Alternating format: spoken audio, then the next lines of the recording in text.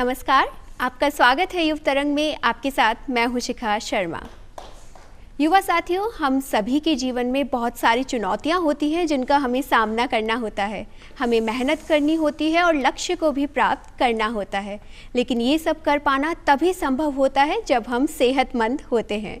हमारा शारीरिक और मानसिक रूप से स्वस्थ होना ही हमें बड़ी से बड़ी चुनौतियों का सामना करने के लिए सक्षम बनाता है और हम हमारे लक्ष्य के करीब जाते हैं और लक्ष्य को प्राप्त करते हैं। पहला सुख निरोगी काया, ये कहा भी जाता है, लेकिन निरोगी काया रखने के लिए, स्वस्थ शरीर और स्वस्थ मन रखने के लिए क्या किया जा सकता है? और युवावस्था में तो हमारा स्वस्थ रहना भी बहुत ज़रूरी बन जाता है। तो इसका एक माध्यम है योग, जो हमें शारीरिक और मानसिक रूप से स्वस्थ रखने में हमारी बहुत मदद करता है।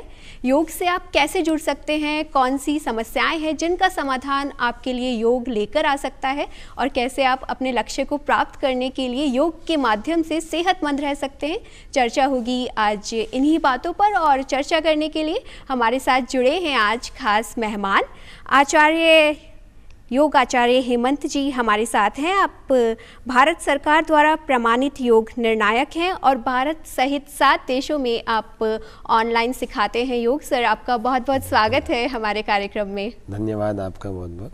जी हेमंत जी, जब बात आती है योग की तो सबसे पहले आपसे ही जानना चाहेंगे कि योग है क्या? योग, जैसा शिखा जी आपने पूछा कि योग क्या है, तो प्राचीन काल में जब से मनुष्य का प्रादुर्भाव इस संसार में, इस पृथ्वी पर हुआ है, लगभग 2 अरब साल पहले मनुष्य जाति इस संसार में अस्तित्व में आई। तब से मनुष्य के विकास का, उसके जीवन शैली में जो अच्छे सुधार की जो प्रक्रिया चली, वह प्राचीन योग के नाम से प्रचलित हुई। धीरे धीरे, चूंकि इस जीवात्मा को 3 साधन परमात्मा ने दिए हैं। एक हमारा ये जो दिखने वाला शरीर है, और एक हमारा मन है जो दिखाई तो नहीं देता लेकिन कार्य बहुत सारे करता है, और एक यहाँ जो बुद्धि होती है।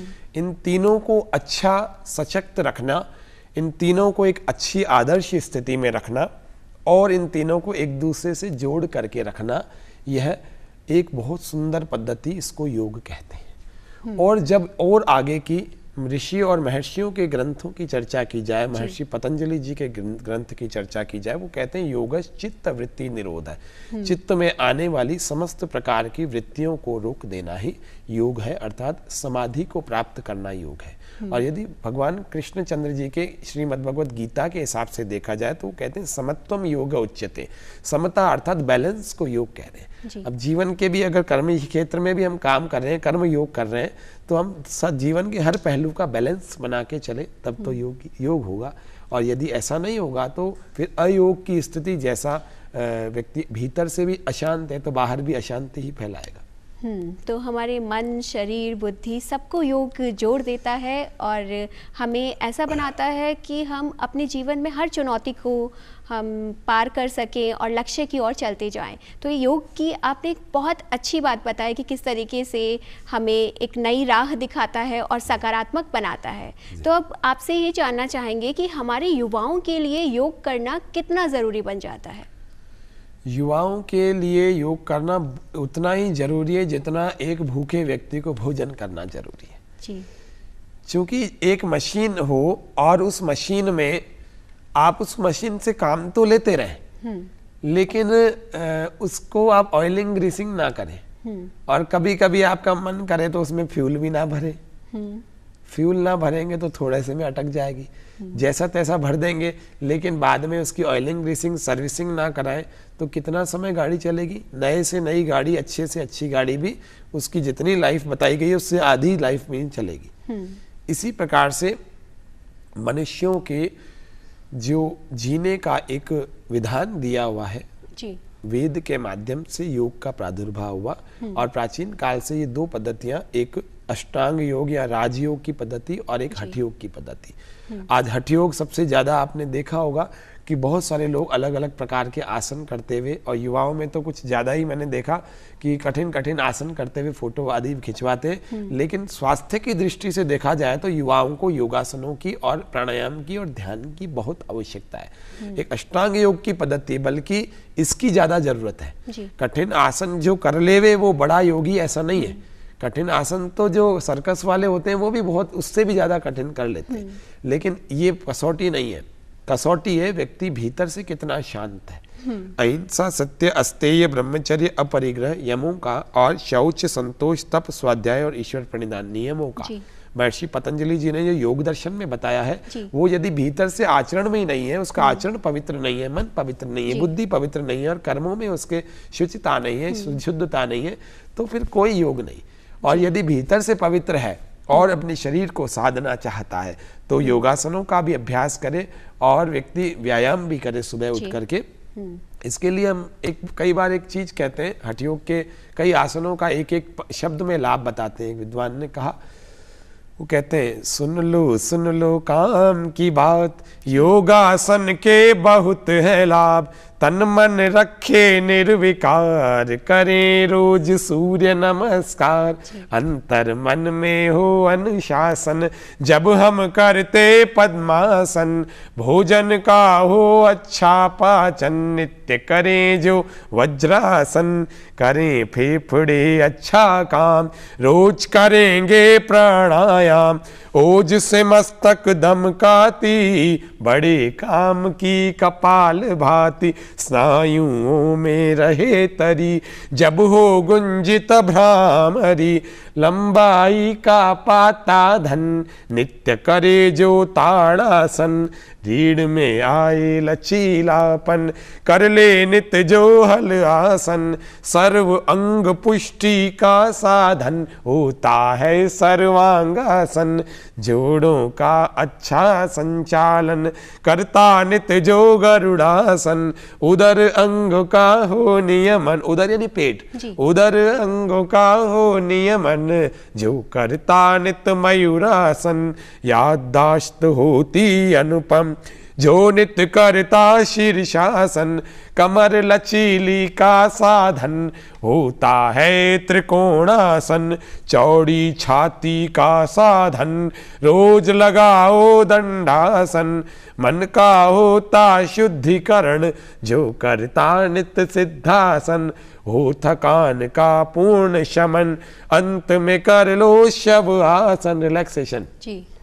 अब बहुत आसन करके व्यक्ति थक गया, 4-5 आसन प्रतिदिन करे बहुत है, सूर्य नमस्कार करे, थोड़ा प्राणायाम करे, करे अंत में हो थकान का पूर्ण शमन, अंत में कर लो शव आसन, और अंत में रख लो याद, यम नियम बिन बने न बात, करें योग का नित्य प्रयोग, दूर रहेंगे सारे रोग, आदि व्याधि से ना होंगे त्रस्त, तन मन होगा पूरा स्वस्थ, सुन लो काम की बात, योगाभ्यास के बहुत है लाभ, सुन लो काम की बात। तो यम नियमों का पालन करें और थोड़ा व्यायाम आदि या फिर योगासन प्राणायाम को करके ध्यान आपने इतने अच्छे स्वर में जो हमारे युवाओं को समझाया है, तो उन्हें ज़रूर समझ आएगा होगा कि उन्हें योग से जुड़ना चाहिए और कितने लाभ हैं, उनकी हर समस्या का समाधान छुपा हुआ है योग में। तो सर, आपने जैसे अभी हमें ये बताए सारे लाभ, तो हमें कितने समय तक हमारे युवा साथियों को योग करना चाहिए? देखिए, शुरू में जो बिल्कुल कुछ भी नहीं कर रहे हैं, ऐसे सभी लोगों को मैं उनको सुझाव दूंगा कि प्रतिदिन 10 मिनट निकालें अपने शरीर के लिए। ये 10 मिनट बिल्कुल वेरी प्रैक्टिकल अप्रोच के साथ कह रहा हूँ कि व्यक्ति सोचे 1 घंटा एकदम से कैसे निकालेंगे। बहुत व्यस्त व्यक्ति है अथवा बहुत देर से उठता है तो 1 घंटा प्रतिदिन पॉसिबल नहीं होता उसके जी। क्योंकि अपने को ऐसा शुरुआत करनी है कि कंटिन्यू चलती रहे, ऐसी नहीं शुरुआत करने की 4 दिन के बाद ही वही बोझ बनने लगे। तो शुरुआत 10 मिनट से करें जी। और 10 मिनट में थोड़ा सूक्ष्म व्यायाम करें, ताड़ासन करें, है ना, कुछ तिर्यक ताड़ासन करे, कटी चक्रासन करे, ताकि नर्वस सिस्टम उसका एक्टिव हो जाए। फिर गर्दन का सूक्ष्म व्यायाम करे, इस प्रकार से गोल गोल चक्र 5-5, और फिर ऐसे कंधों का सूक्ष्म व्यायाम करे, ऐसे 5-5 क्लॉकवाइज एंटी क्लॉकवाइज, है ना। थोड़ा सा 5-7 मिनट इसमें हो जाएंगे। 5-1 मिनट वो अनुलोम विलोम का अभ्यास करें जी, अथवा मंडूकासन आदि कुछ का अभ्यास करें, ताकि पाचन तंत्र सबसे बढ़िया ऐसा सिस्टम है कि अगर ये खराब तो दिमाग भी खराब, और दिमाग खराब तो सारा दिन खराब। इसीलिए कुछ मंडूकासन, अग्निसार, ऐसे कुछ अभ्यासों को करें। फिर धीरे धीरे जब उसका 10 मिनट से 15-20 मिनट का करे तो उसमें सूर्य नमस्कार भी करे, हफ्ता भर 10 मिनट निकाले, हफ्ते भर बाद 15-20 मिनट या आधे घंटे तक समय। तो मैं सबको सजेस्ट करता हूँ कि एवरेज आधे घंटे का समय निकाले, शुरुआत 10 मिनट से करें। तो युवा साथियों, आपको 10 मिनट का समय निकालना है शुरुआत में, और इसके बाद आप उसे आधे घंटे तक ले जाएं, और बाद में तो जब आपको आनंद आने लगेगा योग करने में तो फिर आप योग से जुड़ते जाएंगे। 1 घंटा रोज करना जी। फिर इसके बाद जैसे आचार्य जी कह रहे हैं कि 1 घंटा रोज करना है, तो आप 23 घंटे अच्छे रहने हैं जी। तो 1 घंटा अपने लिए निकालो। फिर न दवाई की कोई झंझट होगी।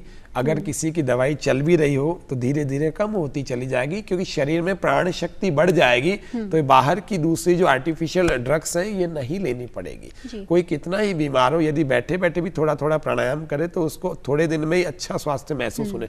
मैं तो करवाता हूँ इतने सारे लोगों को, तो वो कहते हैं बोले पहले दिन से हमारे अंदर एनर्जी चार्ज होने लग गई, जो कि कई हजारों की दवाइयों से नहीं हो पाती। वो प्राण, क्योंकि प्राण शक्ति तो कुदरती है ना। प्रकृति से ज्यादा बड़ा तत्व कौन सा होता है? परमात्मा से ज्यादा बड़ा तत्व कौन है संसार में? तो इसीलिए ये प्राण शक्ति बूढ़े हो अथवा बच्चे हो और नौजवानों के लिए तो बहुत जरूरी है जी। तो आपने अभी जैसे शरीर से जुड़े हुए रोगों की बात की। अब एक समस्या आजकल हम देखते हैं कि हमारे युवा बहुत चिंतित रहते हैं, कुछ मानसिक रूप से भी परेशान रहते हैं, हम डिप्रेशन भी देखते हैं।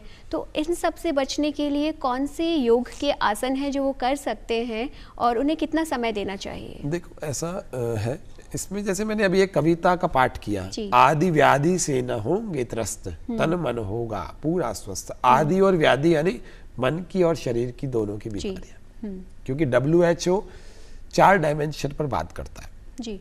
WHO वर्ल्ड हेल्थ ऑर्गेनाइजेशन, विश्व स्वास्थ्य संगठन, वो अच्छे स्वास्थ्य की परिभाषा देते हुए कहता है कि हम शारीरिक रूप से अच्छे हों, मानसिक रूप से अच्छे हों, सामाजिक रूप से अच्छे हों और आध्यात्मिक रूप से अच्छे हों जी। तब तो हम स्वस्थ हैं। और यदि इन चारों में से नहीं है, एक भी नहीं है, तो स्वास्थ्य कंप्लीट हेल्थ नहीं है हमारे पास।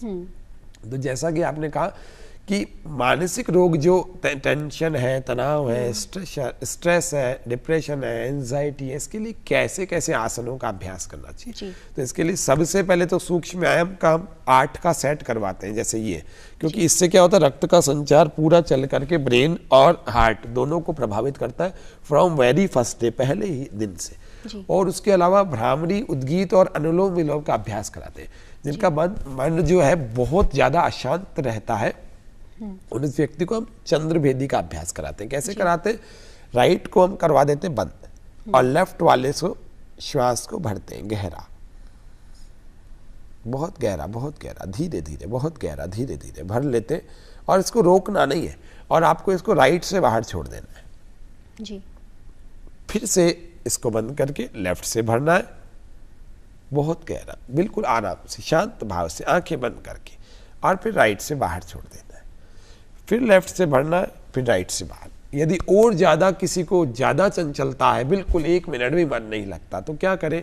लेफ्ट से भरे और लेफ्ट से बाहर, लेफ्ट से भरे, लेफ्ट से बाहर। ये चंद्र स्वर है, मस्तिष्क को कर देता है शांत, तो व्यक्ति थोड़ी देर बैठने की स्थिति में आता है। फिर डिप्रेशन और स्ट्रेस और एंजाइटी का यही कारण है, दिमाग को चक्री की तरह चलाता है व्यक्ति। ये ऐसा हो गया तो क्या होगा, नेगेटिव सोचता है। तो पहले तो किसी काम को टाले नहीं जी। अपने स्वास्थ्य के खराब होने का एक बहुत बड़ा कारण होता है कि व्यक्ति क्या अपने कामों को टालता जाता है, इसको कल करेंगे, आगे देखेंगे। ऐसा ना करे, पहला ये लाइफ स्टाइल में डाले कि अभी करना है तो करना है, अभी नहीं करना है तो फिर कल व्यवस्थित रूप से करेंगे, तो कैसे करेंगे पूरी व्यवस्था करें।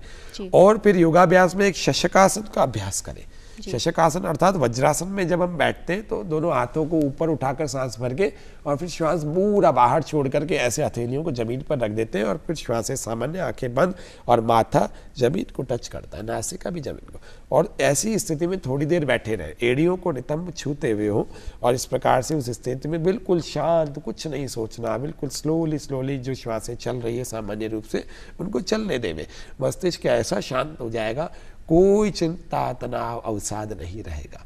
तो ये बहुत बढ़िया एक आसन ही बहुत सारे लाभ करता है। और एक प्राणायाम में अनुलोम विलोम करें अथवा चंद्रभेदी जो अभी मैंने बताया, और एक भ्रामरी और उद्गीत का जरूर रात को सोने से ठीक पहले आपको इसका अभ्यास करना चाहिए। 3 अंगुलियां आंखों पर और 1 अंगुली ललाट पर, इनको दबाना नहीं है, फिर आपको क्या करना है, अंगूठों से कानों को बंद कर देना है, गहरा श्वास भर के ओंकार का नाद कैसे नासिका से करना है। हम एक करते जैसे ऐसे, देखो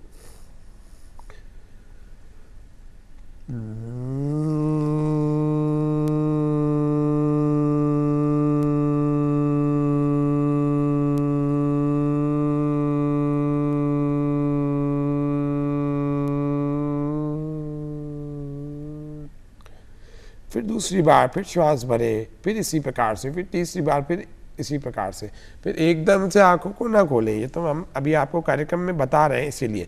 फिर 4, 5, 6, 7, 8, 10 बार तक इसको करें और 5 मिनट में हो जाता है। इसको करेंगे, ये भ्रामरी का अभ्यास है।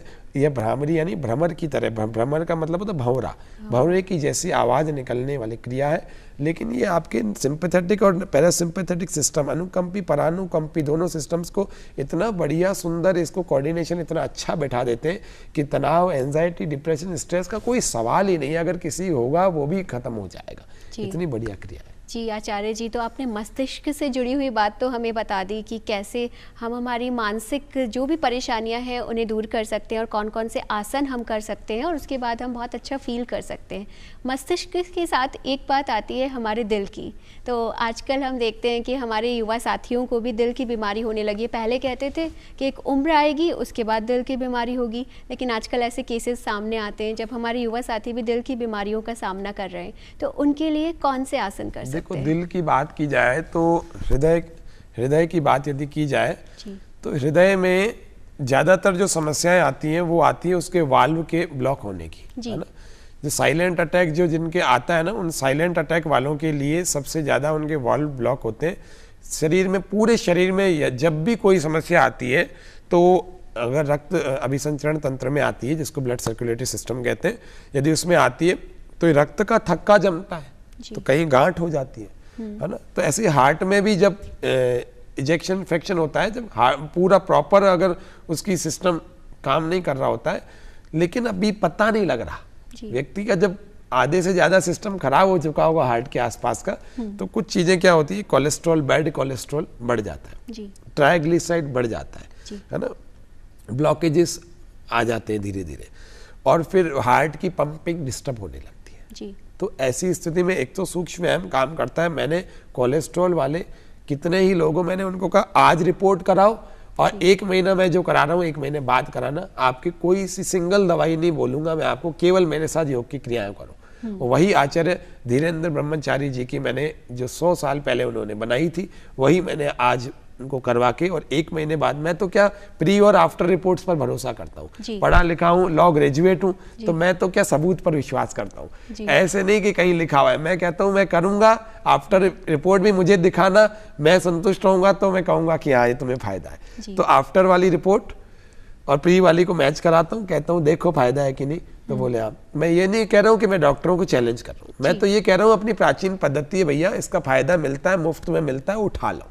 और युवाओं के लिए तो बहुत जरूरी है, क्योंकि आजकल इतना ज्यादा स्ट्रेस प्राइवेट ऑफिस में, कंपनियों में और परिवारों में, विवाह हो जाता है व्यक्ति, फिर ज्यादा जिम्मेदारी आ जाती है, बहुत सारी चीजें होती है, फिर संतान होती है, बहुत सारी चीजें होती है। तो युवाओं के लिए तो सबसे ज्यादा योग इसलिए प्रभावशाली है क्योंकि उनके हार्ट को और ब्रेन को, है ना। मैं तो 4 चीजें कहता हूँ कि हार्ट, ब्रेन, लिवर और किडनी, ये 4 ठीक है तो आपका शरीर लगभग आपका संभला हुआ है। और अगर आचरण में आपके सत्य, पवित्रता और आंतरिक रूप से शांति है, संतोष है, तो आपका जीवन पूरा संभला हुआ है।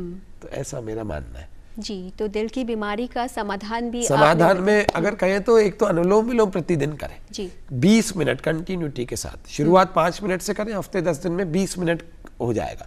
और एक सूक्ष्म व्यायाम करें, और 3 से 4 आसन है। अगर युवा लोग हैं, कोई विशेष कोई समस्या नहीं हो रही, तो सूर्य नमस्कार हम प्रतिदिन 5 से 7 बार करना चाहिए जी। उसके लिए। और उसके अलावा 2-3 आसन ऐसे हैं, जैसे कंधरासन, हार्ट को अच्छा लगता है, हाई बीपी नहीं होने देता, है ना। उसके अलावा जिनको लो बीपी की ज्यादा समस्या रहती है युवाओं में, मैंने देखा है क्योंकि मेरे पास तो रोज पेशेंट आते हैं, तो देखता हूँ, तो लो बीपी वालों को हम ताड़ासन आदि का अभ्यास कराते हैं तो लो बीपी शांत हो जाता है जी। और फिर रही बात अनुलोम विलोम के अलावा भ्रामरी उद्गीत भी करें तो भी स्ट्रेस, डिप्रेशन, एंजाइटी समाप्त हो जाता है और उसका प्रभाव हार्ट पर विशेष रूप से पड़ता है। और हम तो हमारी कक्षा में अंत में हास्यासन भी करा देते हैं, खुल करके हंसवा देते हैं। और मैं तो एक बात बोलता हूँ, भैया ध्यान रखना, अभी खुल के नहीं हंसोगे, अभी अगर खुल के नहीं हंसोगे तो फिर डॉक्टर तुम्हारा दिल खोल डालेगा और फिर टांके और लगाएगा।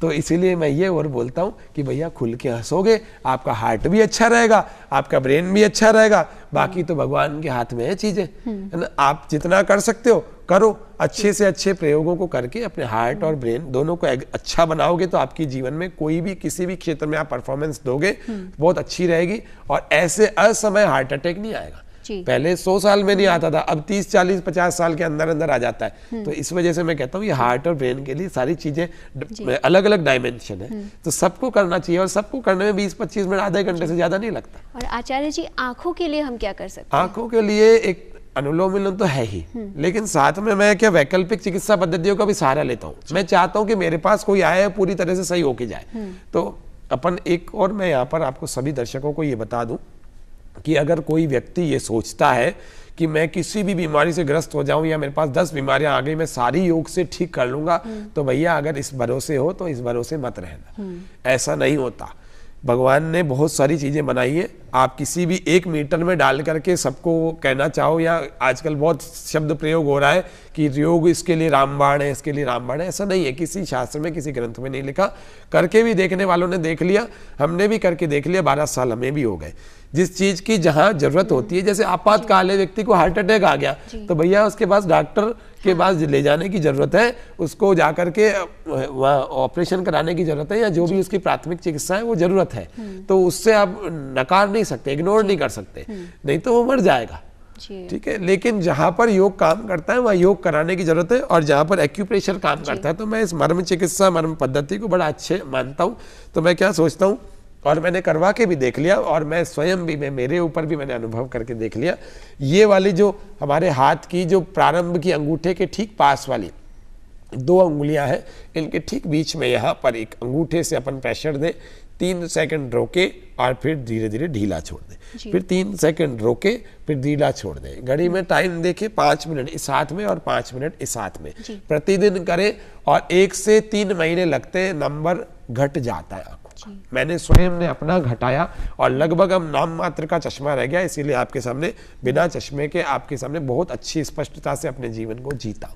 लेकिन यदि इसको रोज आप 10 मिनट करें, 5 मिनट यहाँ 5 मिनट वहां, और 3 महीने बाद नंबर चेक कराएं तो नंबर घट जाता है, ये पक्की बात है, और बिना किसी खर्चे के घटता है ना। और किसको ज्यादा समस्या है तो आमल की रसायन आयुर्वेद की एक औषधि आती है, वो किसी भी आयुर्वेद स्टोर से मिल जाती है। 1/4 चम्मच बच्चे ले सकते हैं, और बड़े जो है आधा चम्मच पानी के साथ, गुनगुने पानी के साथ ले सकते हैं। ये अच्छा हो जाता है आंखों का सिस्टम। और आजकल तो बहुत जरूरी इसीलिए क्योंकि जिसको देखो ऑनलाइन वर्क कर रहा है, सबकी आंखें स्क्रीन के आगे है, और रात को ये जादू की डिबिया होता है ना जिसको मोबाइल फोन कहते हैं, इसको अनावश्यक रूप से भी लोग आंखों के अंधेरे में, उसमें अंधेरे में चलाते रहते हैं आंखों के सामने।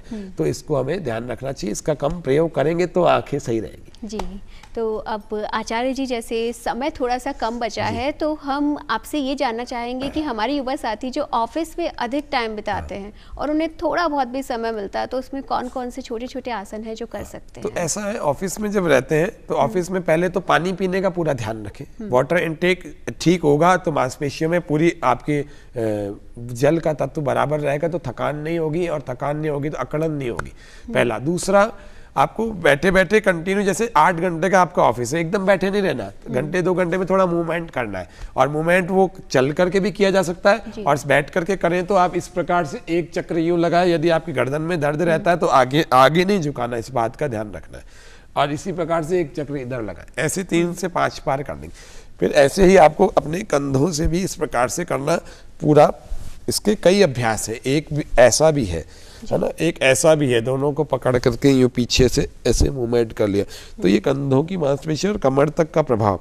फिर उसके बाद यहाँ हम लोअर बैक की बात करते हैं, तो लोअर बैक में क्या करना होता है, इस प्रकार से घूम, दोनों हाथों को ऐसे रख करके आपको लोअर एंड अपर बैक दोनों को मोड़ना है। इस प्रकार से रीढ़ की हड्डी को मोड़े, बहुत अच्छे प्रकार से इसका प्रभाव पड़ेगा, ताकि आपका लगातार बैठने के बाद भी आपकी कमर नहीं दुखेगी, और जब भी हम उठते बैठते हैं तब भी साइड से करवट लेकर हाथों को रख करके उठे बैठे तो हमारी कमर में कभी झटका नहीं आएगा। और लगातार बैठने वालों के लिए तो ये वरदान है, छोटी छोटी क्रियाएं। जी, तो योग आचार्य हेमंत जी, आज आप हमारे साथ कार्यक्रम में आए और इतनी सारी अच्छी बातें आपने हमें बताई और बहुत सारे समस्याओं का समाधान आपने हमें दिया, और अभी भी मन करता है कि आपसे और भी बातें करते हैं, लेकिन समय एक छोटी सी बात 1 मिनट की और बोल दूं कि युवाओं को अगर योग की बात की जाए तो युवाओं को सबसे बढ़िया काम की होती है कि उनका नशा छूट जाता है, पॉजिटिविटी आती है। और जो नशा नहीं करते वो नशे में कभी नहीं पड़ते, क्योंकि ये युवा देश का भविष्य है, और युवा देश का भविष्य है। इसीलिए हमें सबके 3 शब्दों में मैं इस बात को कहता हूँ कि योगी, भोगी और रोगी, 3 ही लोग हैं संसार में। योगी नहीं बने तो भोगी बन के देख लिया, तो भोगी बन के देखा तो रोगी बन गए। अब रोगी भी नहीं बनना, भोगी भी नहीं बनना, अब हमें बनना योगी। इसीलिए कहता हूं मैं कि योगी बनो, योगी बनो, योगी बनो रे, भोगी नहीं, रोगी नहीं, योगी बनो रे। नौजवान दुर्व्यसन बुराइयों में फंस रहे, आज नौजवान भी बीमारियों में फंस रहे। उठो जागो योग से, हाँ उठो जागो योग से, निरोगी बनो रे, भोगी नहीं, रोगी नहीं, योगी बनो। जी, बहुत ही अच्छे संदेश के साथ आज हमारे कार्यक्रम में आप आए और आपने अंत में बहुत अच्छा संदेश दिया, इसके लिए भी आपको बहुत बहुत धन्यवाद सर, आज आप हमारे साथ जुड़े। तो युवा साथियों, आज के कार्यक्रम में हमने जाना कि योग किस तरीके से आपको सुदृढ़ बना सकता है और आपकी सभी परेशानियों का अंत कर सकता है, वो शारीरिक हो या मानसिक। आज के कार्यक्रम में बस इतना ही, हमें दीजिए अनुमति। नमस्कार।